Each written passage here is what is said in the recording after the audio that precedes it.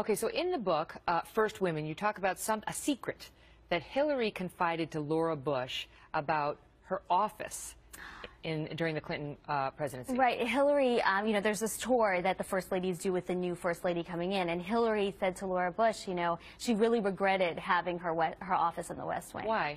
She knew she overstepped. In fact, Hillary's aides, wished that they could have taken it back, but by then it was too late. It made her seem too ambitious, yes, or and she, out of line. And she felt that she was sort of culpable for the 1994 midterm elections, for the Democrats losing. She knew that people didn't like having a First Lady with that much overt power in the White House. I wonder whether Bill will take that lesson if Hillary should find herself back in the West Wing properly this time around. We'll see. I talked to Walter Mondale, who is friends with the Clintons. He said Bill is somewhat unorganizable.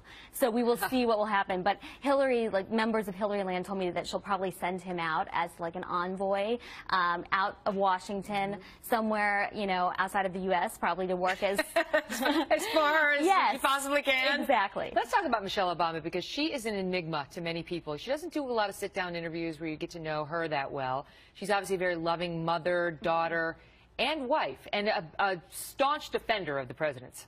It's true, and I mean, for her, it's all about the exceptionalism of her husband, and Anita Dunn, who was the communications director for the Obamas, told me that they cannot wait to leave. And in fact, one of the Obamas' aides, who has children the same age as Sasha and Malia, told me that during soccer season, Michelle would say, gosh, I really miss those weekends of carpools. You have no idea how much I miss just being a regular person. Well, what is that like, though? Because when they leave the office, they don't necessarily become regular people. Well, it's true. I mean, she'll probably get a book deal, but they're still so famous. They're the most famous people in the world. I know, and it's the sacrifice I think she's willingly made. But I think that it'll be better than being in the White House, which she calls a really nice prison.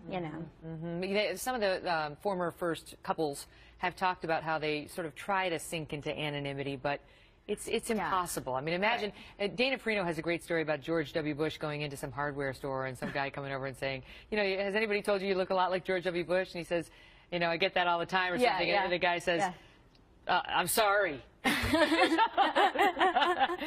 That's you, yeah. Hillary Clinton apparently did that when she was First Lady, and would put a baseball cap on and walk around Georgetown, and people would say, you look like Hillary Clinton. And she would say, well, she just has to put on, something other than the pantsuit, she's got to put on a flowery dress, and then nobody would suspect it was Hillary Clinton. All right, the book is called First Women, and check it out. It's by Andersen Brower, and it's going to be great. Kate, thank you so much. Thank you. Appreciate you being here. Thanks so much.